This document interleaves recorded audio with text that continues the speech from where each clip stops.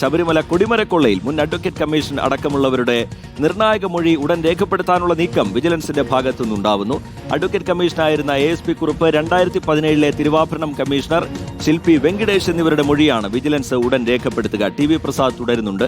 TV Prasad, കൊടിമരത്തിൽ പൂശിയതിനു ശേഷം ബാക്കി വന്ന 30 പവൻ സ്വർണം എവിടെ പോയി എന്നതിൽ അന്നത്തെ ദേവസ്വം ബോർഡ് ഉദ്യോഗസ്ഥരെ കേന്ദ്രീകരിച്ച് അന്വേഷണം ഊർജിതമാക്കുന്നുണ്ട്. നീക്കങ്ങൾ എങ്ങനെയായിരിക്കും അന്വേഷണ സംഘത്തിന്റെ? TV പ്രസാദ്.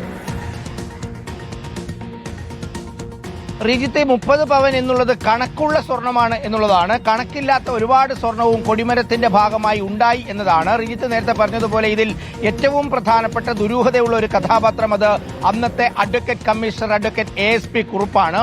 ASP കുറുപ്പിന്റെ ചുമതല കൊടിമരത്തിന്റെ നിർമ്മാണത്തിനുള്ള ഒരു നിരീക്ഷകൻ മാത്രമാണ്, ഹൈക്കോടതി നിയോഗിച്ച നിരീക്ഷകൻ മാത്രമാണ്. പക്ഷേ അഡ്വക്കേറ്റ് ASP കുറുപ്പ് ചെയ്തത് കൊടിമര നിർമ്മാണത്തിന്റെ പൂർണ്ണ ചുമതല ഏറ്റെടുത്ത് ഓരോ കാര്യങ്ങളിലും തീരുമാനം വരുത്തി എടുത്തു എന്നുള്ളതാണ് അതിലേറ്റവും പ്രധാനപ്പെട്ട കാര്യം. അഡ്വക്കേറ്റ് ASP കുറുപ്പ് തന്നെ 2018 ഹൈക്കോടതിയിൽ കൊടുത്ത ഫൈനൽ റിപ്പോർട്ടിൽ അക്കാര്യം പറയുന്നുമുണ്ട്. അതായത് മണിമണ്ഡപം നിർമ്മിക്കാൻ ഉണ്ണികൃഷ്ണൻ പോറ്റിയെ വിളിച്ചതടക്കം, ഇതിൽ സ്പോൺസർഷിപ്പ് നൽകാൻ സുരേഷ് ഗോപിയെ വിളിച്ചതടക്കമുള്ള കാര്യങ്ങൾ തീരുമാനമെടുത്തത് അഡ്വക്കേറ്റ് ASP കുറുപ്പാണ്. ഇതിലുള്ള പ്രധാനപ്പെട്ട ഒരു കാര്യം, ഫിനിക്സ് ഗ്രൂപ്പ് 3.2 കോടി രൂപയ്ക്കാണ് കൊടിമരം സ്പോൺസർ ചെയ്തത്.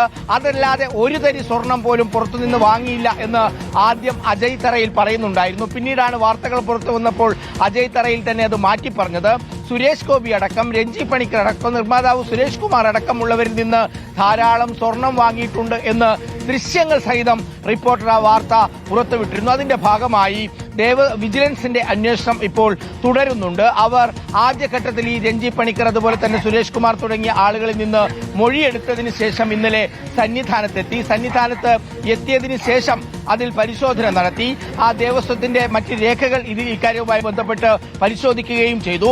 ശബരിമലയിലെ ദ്വാരപാലക വിഗ്രഹങ്ങളിലെയും കട്ടിളപ്പടിയിലെയും സ്വർണം മോഷണം പോയതിന്റെ മറ്റൊരു രൂപമായിരുന്നു കൊടിമരത്തിൽ കണ്ടത്. കൊടിമരത്തിൽ അന്ന് നിയോഗിച്ച അഭിഭാഷക കമ്മീഷന്റെ നേതൃത്വത്തിലുള്ള നിർമ്മാണത്തിൽ കണക്കില്ലാത്ത വിധം സ്വർണം ശേഖരിച്ചു. ആ സ്വർണത്തിന് കയ്യും കണക്കും ഉണ്ടായില്ല എന്നുള്ളതാണ് ദേവസ്വം വിജിലൻസിന്റെ തന്നെ കണ്ടെത്തൽ. ആ കണ്ടെത്തലിലേക്ക് തന്നെയാണോ ഇനിയിപ്പോൾ സംസ്ഥാന വിജിലൻസും എത്തുന്നത് എന്നുള്ളതാണ് ഇതിലെ പ്രധാനപ്പെട്ട കാര്യം. എന്തായാലും ഇതിൽ നടപടി പുരോഗമിക്കുകയാണ് എന്നുള്ളതാണ്. അതിൽ ASP കുറുപ്പിന്റെ മൊഴി അതീവ നിർണായകമാകും. റീജിത്ത്, കീർത്തന. യെസ്, അത് തന്നെയാണ്. ഈ ബാക്കി വന്ന 30 പവൻ എവിടെ എന്നതിലാണ് കണക്കില്ലാത്തത്. താഴെക്കൂടത്തിൽ പൂശിയോ സ്ട്രോങ് റൂമിലേക്ക് മാറ്റിയോ എന്നതിലൊക്കെ അവ്യക്തത തുടരുകയാണ്. അപ്പോൾ ഈ ചോദ്യം ചെയ്യലിലൂടെ അതിലൊരു വ്യക്തത വരുമെന്നാണ് പ്രതീക്ഷിക്കുന്നത്. TV പ്രസാദാണ് വിശദാംശങ്ങൾ നൽകിയത്.